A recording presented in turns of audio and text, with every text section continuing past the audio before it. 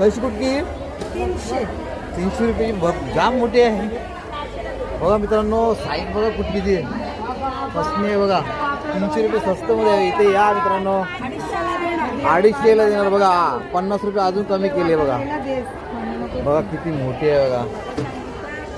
बघा किती मोठी आहे बघा मित्रांनो. 300 रुपीज. जाड पण किती आहे बघा.